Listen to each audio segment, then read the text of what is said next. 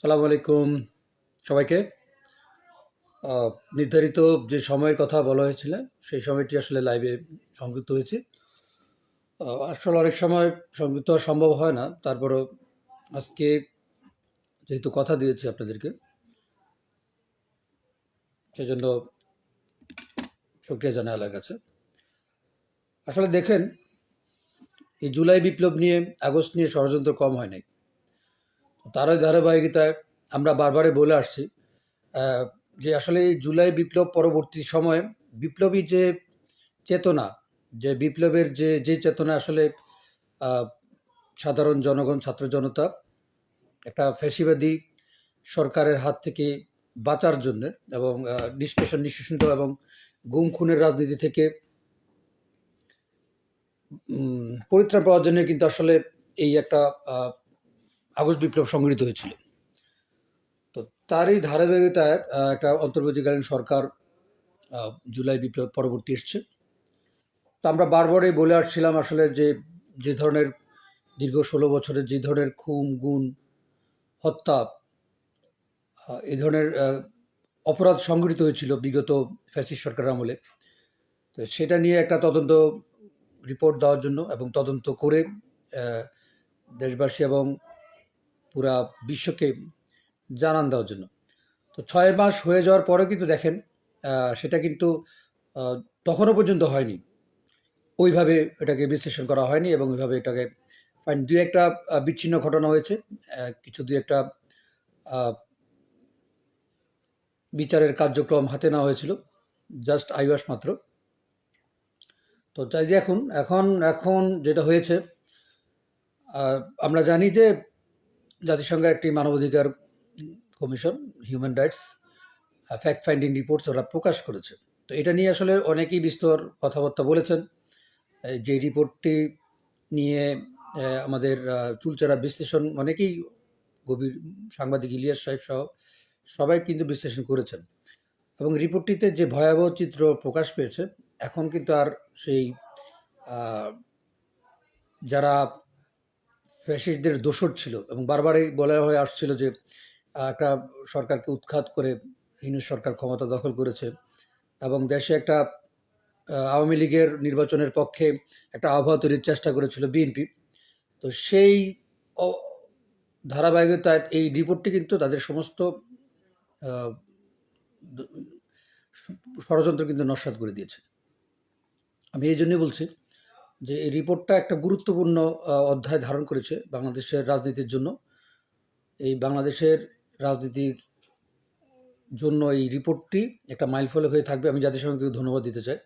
আমরা যদি একটু রিপোর্টটি দেখি, আমি বারবারই খেয়াল করছিলাম রিপোর্টটিতে আসলে অনেকেই বিশ্লেষণ করেছেন, তবে রিপোর্টের কয়েকটি জায়গায় যদি আমরা বিশ্লেষণ করি, সেখানে কিন্তু এই রিপোর্টটিতে বাংলাদেশ সেনাবাহিনী সহ র্যাবের এই যে আয়নাঘর এবং গুমের যে চিত্র, সেটা কিন্তু প্রকাশ করা হয়েছে।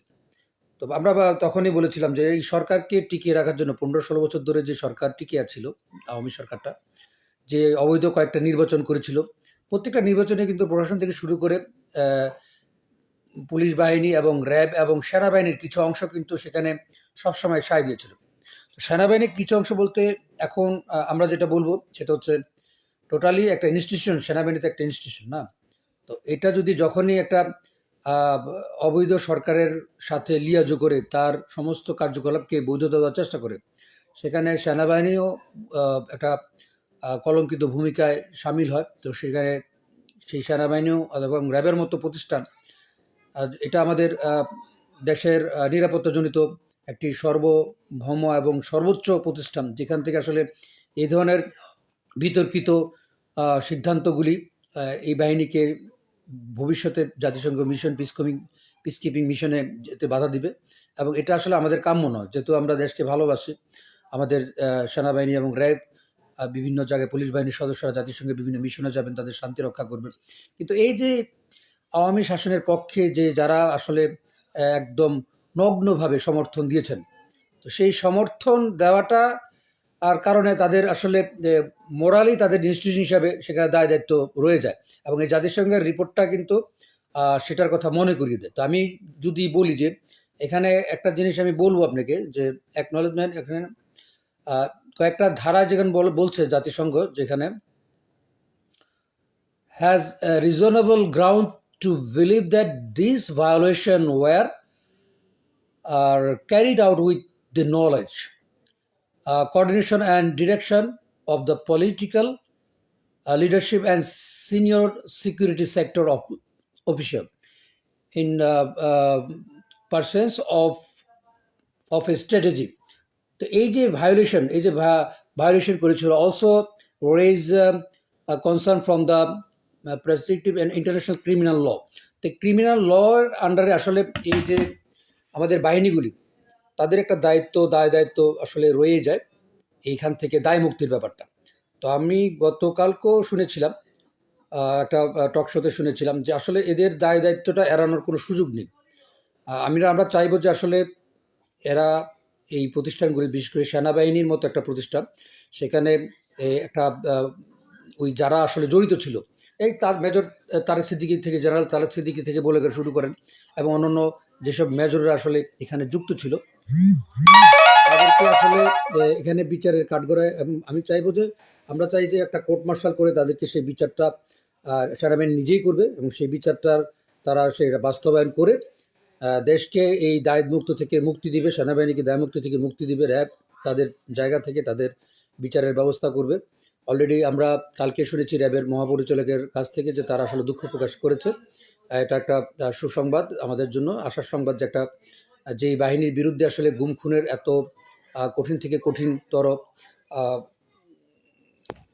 অভিযোগ ছিল এবং আছে, তো তারা যখন ক্ষমা চায় এবং দেশবাসীর কাছে, তো এটা আসলে আসার কথা।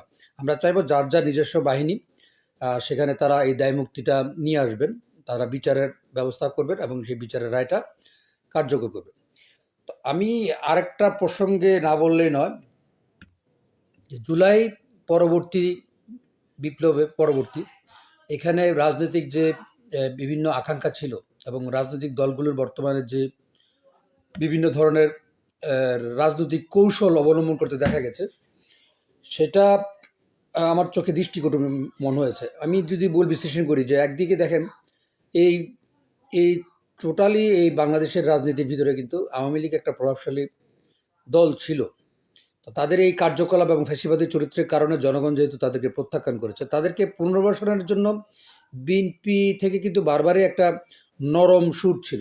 আমি এই জন্যই বলবো, বিএনপির সবাইকে আমি ঢালাভাবে বলবো না, কারণ বিএনপিতে আসলে বিভিন্ন ধরনের আর মতের লোকজন এখানে আছে। এখানে যেমন ইসলামী মনোভাব সম্পন্ন লোক আছেন এবং ধর্মনিরপেক্ষ কিছু লোক আছেন এবং সেই সাথে ভারতীয় রয়ের তত্ত্বাবধানে কিছু লোক অলরেডি এখানে জমায়েত হয়েছে। তো যার কারণে আসলে যেখানে ডিসিশন মেকিংয়ের ক্ষেত্রে তাদের এই জিনিসগুলি বারবারই বিভিন্ন রকম হচ্ছে, একবার আন্দোলনের পক্ষে যাচ্ছে, একবার আন্দোলনের বিপক্ষে যাচ্ছে, একবার ছাত্রদের পক্ষে তারা বলছেন, আবার জুলাই বিপ্লবের পক্ষে, আবার আরেকদিকে বলছেন যে ছাত্ররা সব না, সমন্বয়করা সব না, আমরা অনেক করেছি। তো এই যে বিতর্কিত ব্যাপারগুলি, এই যে কি বলবো এটাকে, আমি ভাষা প্রকাশ পাচ্ছি না, তারা আসলে রাজনৈতিকভাবে আমি মনে হয় যে তারা আসলে জনগণের যে পাস, যে এখন বর্তমান জনগণ বা ছাত্ররা, ইয়াং জেনারেশনটা আসলে কি চায়, তারা কি জুলাই বিপ্লবের বিরুদ্ধে কোনো কথা শুনতে চায়, অথবা এই আওয়ামী যে দুঃশাসন ছিল গত 16টা বছর ধরে, যে গুম খুনের রাজনীতি এবং যাদেরকে নির্যাতন করা হয়েছিল, তো তাদের ফেভারে যদি কোনো কোনো কমেন্টস করেন, কোনো ডিক্লারেশন দেন, তাদেরকে রাজনৈতিক ভাবে শক্তিশালী করার জন্য যদি আপনারা যদি এখনও বক্তৃতা বিবৃতি দিতে থাকেন বিভিন্ন চ্যানেলে, তো সেটা তো আসলে জনগণ গ্রহণ করবে না। তো আমি বলবো যে আসলে বিএনপির এই ধরনের যে ধরনের মন মানসিকতা, যে ধরনের আর যে ধরনের বিতর্কিত বক্তব্য, সেটা পরিহার করা উচিত। আর আমরা আরও জানি যে তারেক রহমান লন্ডনে বসে তারা আসলে উনি চাইছেন যে আসলে একটা গ্রহণযোগ্যভাবে বিএনপিকে প্রতিষ্ঠা করতে, কিন্তু আসলে লন্ডনে বসে দূর থেকে কিন্তু আসলে এই ধরনের জিনিসগুলি অতীতেও নিয়ন্ত্রণ করা যায়নি, এখনও নিয়ন্ত্রণ করা যাবে না, কারণ স্থায়ী কমিটির যে সদস্যরা আছেন তারা কিন্তু বিভিন্ন দলে উপদলে বিভক্ত হয়ে গেছেন অলরেডি, এবং এই দলে উপদলে বিভক্ত হওয়ার কারণে বিএনপির রাজনীতি কিন্তু এককভাবে নিয়ন্ত্রণ প্রতিষ্ঠা করা যায়নি। উনি বলছেন একদিকে চাঁদাবাজির বিরুদ্ধে, আরেকদিকে কিন্তু এখানে বিএনপির ঢালাওভাবে আওয়ামী চাঁদাবাজদের যে জিনিসগুলি দখলে ছিল বিভিন্ন জেলায়, তাদের কিন্তু অলরেডি বিভিন্ন জায়গায় জেলায় এটার পরিবর্তিতভাবে তারা দখল নিয়ে ফেলছে। এবং এখানে কিন্তু অন্যান্য যে অংশী স্টেক হোল্ডাররা ছিল, আমি বলবো সেখানে গণ অধিকার ছিল, এখানে এবি পার্টি ছিল, এখানে অন্যান্য যে দলগুলি ছিল, তারা কিন্তু এই ধরনের কার্যকলাপগুলিকে প্রতিবাদ করলেও তাদেরকে কিন্তু একপাশে রেখে প্রশাসনের একটা অংশ নির্লজ্জভাবে এটাকে সমর্থন করে যাচ্ছে। বিভিন্ন জেলায় আমার কাছ থেকে রিপোর্ট আসছে যে একদিকে যখন এই টেন্ডারগুলি, বিভিন্ন ইজারাগুলি যেখানে আওয়ামী লীগ নিয়ন্ত্রণ করতো, ছাত্রলীগ নিয়ন্ত্রণ করতো, সেই টেন্ডারগুলি এখন ছাত্রদল নিয়ন্ত্রণ করছে। সেই টেন্ডারগুলি, ইজারাগুলি এখন বিএনপির বিভিন্ন যুবদল বিএনপি এবং তাদের নেতাকর্মীরা সেটা নিয়ন্ত্রণের দায়িত্ব নিয়েছে। তো এখানে ছোটোখাটো সংঘাত হচ্ছে।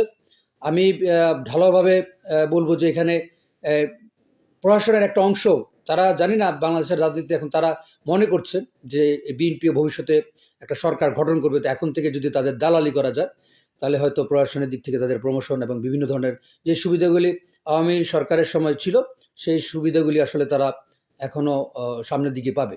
তো এই ধারণার পরিবর্তিতে কিন্তু বিপ্লব সাধন হয়েছিল। জুলাই বিপ্লবের মূল থিমটা ছিল আসলে আমাদের এই বৈষম্যর যে ব্যাপারটা, বাংলাদেশের থেকে যেন বৈষম্যের রাজনীতিটা দূর হয় এবং দুর্নীতি যেন সমূল উৎপাদন করতে পারে, যার এই বিপ্লবের কারণেই কিন্তু আসলে এই ধরনের ছাত্র জনতা কিন্তু এক হয়েছিল। এখন যদি সেই একই ধারার রাজনীতি আবার ঘুরে ফিরে প্রতিষ্ঠিত হয় তাহলে আমাদের জন্য দুঃখজনক। আমরা এটা চাই না কখনো।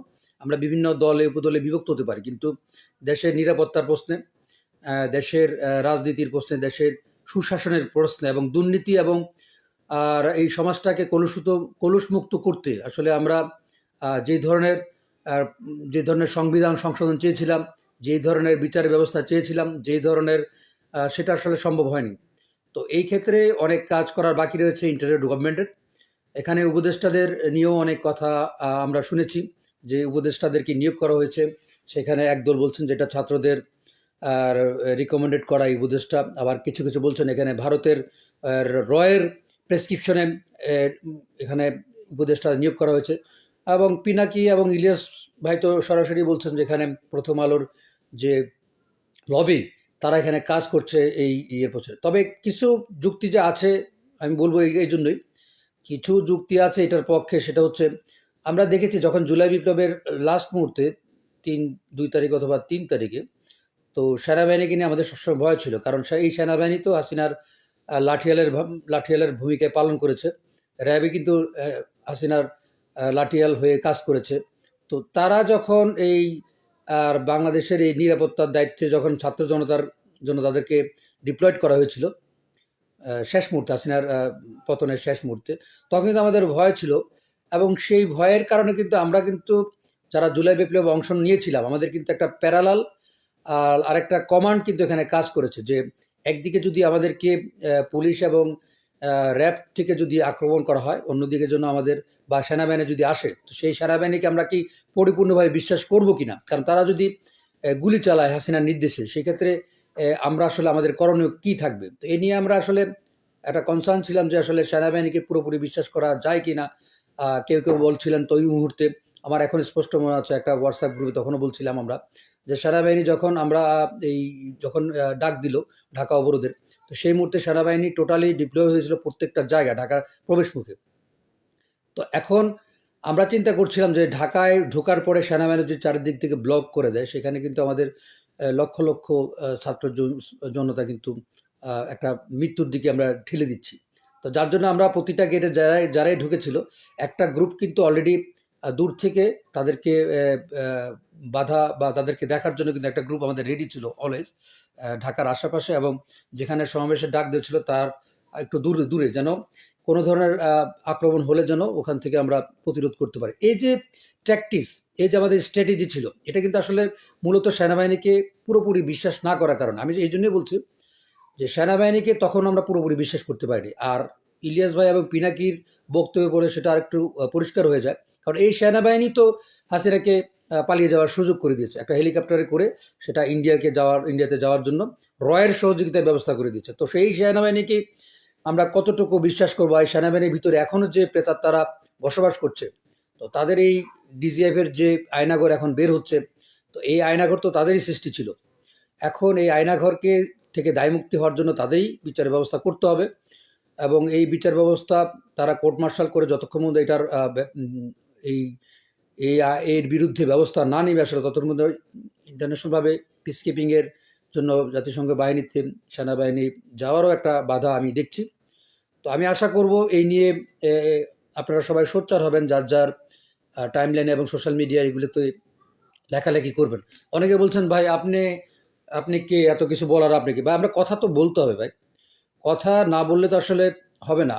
যে যার জায়গা থেকে কথা বলবেন। আমি সত্য কথা বলার জন্য সবসময় রেডি। অতীতেও দেখেছেন এই সত্য কথা বলার জন্য অনেক যুদ্ধ বিগ্রহ করতে হয়েছে, অনেক ধরনের নির্যাতনের শিকার পর্যন্ত আমাকে করতে হয়েছে। আমার ফেসবুক আইডি আগেরটা আমার ডিলিট করে দেওয়া হয়েছে এই জুলাই বিপ্লবের কারণে। আমার দেশে গিয়েছিলাম আমি গত বছর, এর আগে আমার পাসপোর্ট পর্যন্ত ব্লক করে দেওয়া হয়েছিল। তো সেই পাসপোর্টটায় আমার এই লেখালেখির কারণে। তো এই যে সমস্যাগুলি হচ্ছে, এবং দেশেও অনেক ধরনের প্রবলেম হয়েছে, তারপরেও কিন্তু এই কথা বলা বন্ধ করিনি। এখন একদল বের হয়েছে যারা জুলাই বিপ্লবের পুরো ক্রেডিটটা তারা নিয়ে নিচ্ছেন। আগে আসলে তাদেরকে দেখা বন্ধ যেত না। তো যাই হোক, জুলাই বিপ্লব পরবর্তী এখন এই জিনিসগুলি অবশ্যই আমাদেরকে অ্যাড্রেস করতে হবে। আর একটা জিনিস সেটা হলো শেয়ার করতে চাই, সেটা হচ্ছে ইদানিং দেখছি, আমরা দেখেছি আওয়ামী শাসনামলে বিভিন্ন ধরনের আর বিভিন্ন ধরনের সংগঠন, ভুইফোর সংগঠন জেগে উঠেছিল, যেমন ৭১, প্রজন্ম ৭১, তারপরে কি বিভিন্ন ধরনের সংগঠন দেখেছি আমরা, যারা আসলে আওয়ামী লীগের সরাসরি সম্পৃক্ত না থেকেও, আওয়ামী লীগের হাইকমান্ডের অধীনে না থেকেও তারা কিন্তু বিভিন্নভাবে সাংগঠনিক কাজকর্ম চালিয়ে যেত। এর ভিতরে প্রজন্ম ৭১ ছিল, তারপরে সাইবার একটা গ্রুপ ছিল। তো এই ধরনের এখন কিন্তু দেখা যাচ্ছে বর্তমানে আমি বড় রাজনৈতিক দল বিএনপির কথাই বলবো, তাদেরই কিন্তু এই ধরনের গ্রুপগুলি সৃষ্টি হচ্ছে। একই ধরনের প্যাটার্ন, এটা কপি হচ্ছে। তো এগুলি এইসব ভুইফুর সংগঠন যেন না হতে পারে, বা এই সংগঠনগুলির কাজ কি, হাইকমান্ড বা এদের জন্য একটা তদারকির ব্যবস্থা থাকতে হবে। এই ইউরোপের মতো দেশে তাদের বিভিন্ন কার্যক্রম আমি দেখছি, যেটা আসলে একেবারেই অনাকাঙ্ক্ষিত। এই ধরনের জেড ফোর্স, জিয়া সৈনিক দল, জিয়া সাইবার ফোর্স, এদের আসলে সাংগঠনিক কোনো ভিত্তি নাই। কারণ হাইকমান্ড, বিএনপির হাইকমান্ড এদেরকে স্বীকৃতি পর্যন্ত দেয়নি, কিন্তু তারা বিভিন্ন নামে সংগঠন চালিয়ে যাচ্ছে, এবং সেটা এই সংগঠনের নামে তারা যে কি করছে সেটার জবাবদিহিতা বন্ধ করার কেউ নেই, এখানে দেখার বন্ধু কেউ নেই। তো আমি এদেরকে নজরদারিতে করার জন্য রাজনৈতিক দল যারা আসলে বিদেশে যাদের শাখা আছে তাদেরকে আমি অনুরোধ করব এদের দিকে একটু নজর দেওয়ার জন্য। আরেকটা কথা বলবো যে নাগরিক কমিটি, দেখেন নাগরিক কমিটি তারা নতুন করে একটা দল ঘোষণা করবে সামনে, এই ফেব্রুয়ারিতেই করবে, এবং এই দলের যে কার্যক্রম আমরা দেখতে পেয়েছি সেটা প্রবাসের বিভিন্ন দেশে অলরেডি তারা 30টা দেশে তাদের কমিটি দিয়েছে বলে আমরা শুনতে পেয়েছি। তো এই কমিটিগুলি দিচ্ছে ভালো কথা, আমরাও স্বীকার করি যে রাজনৈতিক অধিকার সবার আছে, একটা বিপ্লবের পরে তাদেরও সেই রাজনৈতিক অধিকার আছে। কিন্তু আমি যখন দেখি যারা এই বৈষম্য বিরোধী আন্দোলনের যে কমিটিগুলি হয়েছে প্রতিটি জেলায় জেলায়, আমি আমার জেলা নোয়াখালীর কথাই বলবো, এখানে বৈষম্য বিরোধী আন্দোলনের যে কমিটিটা হয়েছে, যারা আসলে বৈষম্য বিরোধী আন্দোলনের সাথে সরাসরি জড়িত ছিল, ছাত্র অধিকার পরিষদ এবং গণ অধিকার পরিষদ থেকে আমার চেনা জানা অনেক অনেক ব্যক্তি আছে যারা আসলে সরাসরি জড়িত ছিল, এবং তারা আহত হয়েছেন। মুজাহিদ মিজান নামে আমি সরাসরি বলে দিচ্ছি না, উনি এই ইয়েতে আহত হয়েছেন, এই বৈষম্য বিরোধী ছাত্র আন্দোলনের সময় ওনাকে আহত করা হয়েছিল। এবং এই ধরনের আরও অনেক, সোহেল ভাই আছে, তারপরে বিপ্লব ভাই আছেন নোয়াখালী। তো তারা কিন্তু আসলে বৈষম্য বিরোধী আন্দোলনের যে কমিটি হয়েছে এখানে কিন্তু জনমত সবাইকে আসলে রাখা উচিত ছিল, বা যারা আসলে এই বৈষম্য বিরোধী আন্দোলনের সাথে জড়িত ছিল তাদেরকে কিন্তু এখানে এই কমিটিতে ডেকে তাদেরকে কিন্তু বলার দরকার ছিল। তো দেখলাম আমরা ওই কমিটিগুলি হচ্ছে টোটালি তাদের একটা রাজনৈতিক একটা বহিঃপ্রকাশ করার জন্য, এবং তাদের এক পেশে একটা কমিটি করে দিয়েছে। এই যে অবস্থা নাগরিক ঐক্য কমিটি এবং বৈষম্য বিরোধী আন্দোলনের যে কমিটির যে অবস্থা, সেখানে আমরা বুঝতেই পারছি যে সারা দেশে তাদের কমিটিগুলি তারা কিভাবে করেছে। এখানে আসলে প্রকৃত যারা এই বৈষম্য বিরোধী আন্দোলন করেছে তাদেরকে আসলে একপাশে করে রেখে তারা একটা নতুন রাজনৈতিক বন্দোবস্ত সৃষ্টি করতে যাচ্ছে। তো রাজনৈতিক বন্দোবস্ত সৃষ্টি করা একটা নতুন ধর, এটা জনগণই বুঝবে, জনগণই সেটা রায় দিবে যে আপনারা আগামী নির্বাচনে কতটুকু ভালো করবেন বা কার সাথে লিয়াজও করবেন। আমি শুধু এটুকুই বলবো, রাজনৈতিক বন্দোবস্তর আড়ালে এই ধরনের কমিটিতে ঢালাওভাবে আপনাদের যে নিজেদের রাজনৈতিক চরিত্র ফুটে উঠেছে, এটা আসলে কখনোই কাম্য ছিল না। কারণ একটা স্ট্র্যাটেজি নিয়ে বৈষম্য বিরোধী আন্দোলন আমরা সবাই করেছিলাম। আমি প্রবাসে থেকে আমার জানা মতে এই প্রবাস থেকে কিন্তু অনেক ধরনের অনেক লোক ছিল যারা আসলে লেখালেখির মাধ্যমে, এবং তারা এমনকি আন্দোলনও করেছে। এখানে আমাদের অনেকগুলা ম্যানিফেস্টো হয়েছে ইতালিতে, আয়ারল্যান্ডে, জার্মানিতে। আমাদের প্রবাসী অধিকার পরিষদের সম্মানিত সভাপতি কবির ভাই, উনিও বহু জায়গায় আন্দোলন করেছেন। আমাদের ইতালি থেকে বিভিন্ন নেতৃবৃন্দ, প্রবাসী অধিকার পরিষদ, তারা যার যার জায়গা থেকে আসলে আন্দোলন করেছে। কিন্তু এই যে এই এই আন্দোলনের কারণে তাদের বিভিন্ন নির্যাতনের শিকার হয়েছেন ব্যক্তিগতভাবে, সামাজিকভাবে। কিন্তু সেটার বাস্তবের তাদেরকে প্রতিকারের ব্যবস্থা অথবা তাদের জন্য একটা ন্যূনতম একটা ধন্যবাদ কিন্তু এখন পর্যন্ত তারা সেই ব্যবস্থা করতে পারে। অথচ প্রবাসী নাগরিক কমিটির প্রবাসী শাখা খুলেছে, যেখানে আসলে যারা আসলে বৈষম্য আন্দোলনের সাথে যুক্ত ছিল তাদেরকে তো এখানে ডাকও দেওয়া হয় নাই, তাদের সাথে কোনো আলোচনা না করে কিন্তু এই কমিটিগুলি করা হচ্ছে। তো আমি বলবো যে এই ধরনের কমিটিগুলি আসলে আমরা প্রত্যাখ্যান করি। এই কমিটিতে সম্পূর্ণভাবে তাদের আসলে ওইভাবে সবার সাথে যোগাযোগ করে আসলে নেওয়া উচিত ছিল। তো যাই হোক, এই নাগরিক কমিটি কতটুকু কী করবে সেটা সময় বলে দিবে। আমি আরেকটা বিষয় অ্যাড্রেস করব, সেটা হচ্ছে ভারতের যে আগ্রাসন জুলাই বিপ্লবের পরে হাসিনার সাথে। তো ভারতের যে একটা সম্পর্ক ছিল, যে সেই সম্পর্কের অবসান হয়েছে হাসিনার এই দেশ ত্যাগের মাধ্যমে। কিন্তু ভারতে আশ্রয় দিয়ে ইন্ডিয়া যে একটা রাজনৈতিক স্ট্র্যাটেজি নিয়েছে বাংলাদেশের বিপক্ষে, তো সেই স্ট্র্যাটেজির বদলে আমরা আসলে প্রথমে আমরা যেভাবে রিয়েক্ট করেছিলাম, এখন হয়তো সেই অবস্থা আর নেই। আমরা এখন ঘুরে দাঁড়াতে শিখেছি। আমরা এখন চোখে চোখ রেখে কথা বলতে শিখেছি। এই শিক্ষাটা দিয়েছেন আমাদের স্যার, ডক্টর ইউনূস স্যার। উনার এই এই এই চোখে চোখ বলার মতো সাহস করে দেওয়ার জন্য আমি ওনাকে ধন্যবাদ জানাই। কারণ আমরা আসলে জাতিগতভাবেই কিন্তু আমরা খুব বীর জাতি। আমাদেরকে আসলে কেউ দমাতে পারে না কখনো। বাঙালি জাতির, বাংলাদেশি জাতিদের এমন একটা চরিত্র, বৈশিষ্ট্য, যেটা মোগল আমল থেকে এটার এই বৈশিষ্ট্য ছিল। তো আমাদেরকে আসলে দমানোর জন্য ভারতীয় যতই আগ্রাসন থাকুক, যতই আমাদেরকে সেই ধর্মীয় উস্কানি দিয়ে আমাদেরকে এক ধরনের বিশ্বে এক পেশে করার একটা যে রাজনীতি, সেটার চেষ্টা করা হোক। ইদানিং দেখেছেন যে ট্রাম্প নাকি মোদির সাথে যে বৈঠকটা ছিল নরেন্দ্র মোদীর, সেখানে নাকি বাংলাদেশকে ছেড়ে দিয়েছেন ট্রাম্প মোদির হাতে। তো এটা আমি দেখেছি যে ওনার যে বক্তব্য, ওনার যে মন্তব্য, সেখানে একটা ব্যঙ্গাত্মক শুধুভাবে বলেছেন যে 100 বছর ধরেই নাকি ইন্ডিয়া বাংলাদেশকে দেখছেন। তো 100 বছর ধরে ইন্ডিয়া বাংলাদেশকে যে কীভাবে দেখছেন, আর কিভাবে সেই ইন্ডিয়ার এত দেখার পরও কিভাবে হাসিনার পতন হয়েছে এবং সেই হাসিনাকে তারা রাখতে বাধ্য হয়েছে, তাদের দেশে স্থান দিতে বাধ্য হয়েছে। তো এগুলি প্রমাণ করে যে আসলে ভারতীয় নিয়ন্ত্রণ এখন বাংলাদেশে নেই। তবে ভারতীয় নিয়ন্ত্রণ না থাকলেও সরাসরি আমি বলবো যে আওয়ামী যে প্রেতাত্মারা এখনও আছে, ছড়িয়ে ছিটিয়ে আছে, এবং ইন্ডিয়ার যে রয়ের বিভিন্ন এজেন্ট বাংলাদেশে এখনও রয়ে গেছে, তাদের মাধ্যমে নতুন করে ষড়যন্ত্র হয়তো আবার হতে পারে। সেই জন্য সবাইকে সজাগ থাকতে হবে। সজাগ থেকে আসলে আমাদেরকে সবাই দেশপ্রেমে উদ্বুদ্ধ থাকতে হবে। প্রধান কথা হচ্ছে আমরা যেন দেশপ্রেমে কখনো পিছপা না হয়। আমি আরেকটা জিনিস বলবো, সেটা হচ্ছে আমরাও চাই আসলে আওয়ামী লীগ একটা বড় দল ছিল, তাদের সদস্য কর্মী বাহিনী অনেক বিশাল। তো জুলাই বিপ্লবের পরে কি এখন তাদের কর্মী বাহিনী কি দেশ থেকে চলে গেছে? না, চলে গেছে কারা? যারা অতিরিক্ত, যারা যারা আসলে এই খুন, ধর্ষণ এবং বিভিন্ন অপরাধের সাথে জড়িত ছিল। প্রথম সারির বেশিরভাগই নেতা, কিন্তু দ্বিতীয় সারি এবং তৃতীয় সারির যে নেতা কর্মীরা আছে, তাদের কিন্তু বেশিরভাগই দেশে অবস্থান করছে। তো আমি যেটা হওয়া উচিত ছিল, তাদের আসলে অনুশোচনার দরকার ছিল যে একটা পরিবর্তিত রাজনৈতিক পরিস্থিতিতে একটা সহনশীল অবস্থায় থেকে বাংলাদেশের মানুষের সাথে বর্তমান পরিস্থিতিকে মেনে নিয়ে এবং তাদের ভুলগুলি শুধরিয়ে নতুনভাবে রাজনৈতিক পথ চলার কথা ছিল। কিন্তু আমরা দেখলাম বিভিন্নভাবে হাসিনার লম্ফঝম্প এবং ভারত থেকে চলে আসার প্ল্যান, এবং এখানে কিছু তাদের এজেন্টরা এখনও ছিল, যারা আসলে ইনিবিনি সেই রাজনৈতিক এজেন্ডাকে বাস্তবায়ন করার জন্য বিভিন্ন লম্ফঝম্প করেছিল। সেটা আমরা বিদেশেও দেখেছি, ইতালিতেও দেখেছি কেউ, কেউ লম্পজম্প করছেন।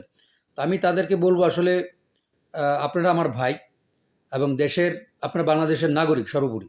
তো যারা আসলে অপরাধের সাথে যুক্ত ছিলেন না, যারা আসলে শুধুমাত্র মতাদর্শের কারণে এই দল করেন, আমি তাদেরকে বলব যে তারা আপনারা ক্ষমা চান। আপনারা ক্ষমা চান যে আপনারা একটা ফ্যাসিস্টকে সমর্থন দিয়েছিলেন দীর্ঘ ১৬ বছর। বারবার তার নির্বাচন না দিয়ে অবৈধভাবে নির্বাচন করে জনগণের আকাঙ্ক্ষাকে দমিয়ে রেখেছেন এবং এই জন্যই আপনাদের শাস্তি হওয়া উচিত ছিল অনেক বছর। এবং হাসিনার ফাঁসি হওয়া হবে শুধু এই কারণে যে ৩টা নির্বাচন করেছে যেখানে জনগণ ভোট দিতে পারেনি। কিন্তু জনগণের অর্থ ব্যয় করে এই নাটক সাজানো হয়েছিল লক্ষ, লক্ষ কোটি টাকা। এরপরে এই অর্থগুলি আবার দেশের থেকে বিদেশে পাচার করে দিয়েছিল। এর জন্যই কিন্তু হাসিনার ফাঁসি হওয়া উচিত। তো সেটার দিকে আমি বলব যে আপনারা ক্ষমা চান দেশবাসীর কাছে। ক্ষমা চাইলে হয়তো আপনাদের রাজনৈতিক পুনর্বাসন হয়তোবা সম্ভব হবে। কারণ বাংলাদেশের জনগণই ঠিক করবে আগামী দিনের রাজনীতিতে আপনাদের অবস্থান কী হবে। কিন্তু এখন যদি আপনারা সেই অবস্থানে না গিয়ে এখনও যদি আপনারা সেই লম্ফজম্প করেন অথবা বলবো যে রাজনৈতিক উচ্চাভিলাষ ধারণ করেন, তাহলে কিন্তু জনগণ দাঁত ভাঙার জবাব দিবে। আপনারা দেখেছেন ৩২ নম্বর বাড়ির কী অবস্থা হয়েছে। একটা রাজনৈতিক দলের প্রতীকী হিসাবে বাড়িটা কিন্তু গুলি দেওয়া হয়েছিল। যদিও এই বাড়িটার না ভেঙে এখানে কোনো দাতব্য প্রতিষ্ঠান করার পক্ষে আমি ছিলাম। তারপরও একটা প্রতীককে ধ্বংস করেছে, এটার কারণ আছে। এবং এই যে ক্ষোভ, মানুষের যে ক্ষোভ, এই ক্ষোভগুলি যাতে আর সামনে ভবিষ্যতে আপনারা উস্কিয়ে না দেন, সেই জন্য আমি বলবো যে আপনারা সহনশীল হন, মানুষকে ভালোবাসুন, দেশকে ভালোবাসুন। বিশেষ করে দেশকে যদি ভালো না বাসেন, আপনারা বাইরে থেকে ভারত আপনাদের সহযোগিতা করে আবার ক্ষমতায় আনবে, এই ধরনের চিন্তাভাবনা ছেড়ে দেন। এবং এই ধরনের চিন্তাভাবনা করা বিপজ্জনক, আপনাদের জন্য বিপজ্জনক, আর দেশের জন্য এটা মঙ্গল নয়। আমি আবারও সবাইকে অনুরোধ জানাবো, আজকে আসলে লাইভটা কিছু অন্য কোনো কথা বলার ছিল, যদিও আরও অনেক কিছু কথা বলার ছিল, কিন্তু আমাকে এক জায়গায় যেতে হবে। আমি সেই জন্য আসলে লাইভটি দীর্ঘায়িত করব না। আমি যেহেতু এই আইডিটা এখন আমি নতুন নিয়েছি এবং এখানে আমি থাকবো ইনশাল্লাহ। তো আমি চাইবো যে এই আইডির মাধ্যমে আপনাদের সাথে আবার সংযোগ করব। তো সেই পর্যন্ত আপনারা ভালো থাকুন। এবং আমার সাথে এখন যারা লাইভটি দেখছেন এত রাত পর্যন্ত, সবাইকে আমি শুভেচ্ছা জানাই, ধন্যবাদ জানাই। এবং পরবর্তীতে যারাই দেখবেন সবাইকে আমার পক্ষ থেকে অভিনন্দন এবং শুভেচ্ছা। ভালো থাকবেন। আল্লাহ হাফেজ। আসসালামু আলাইকুম।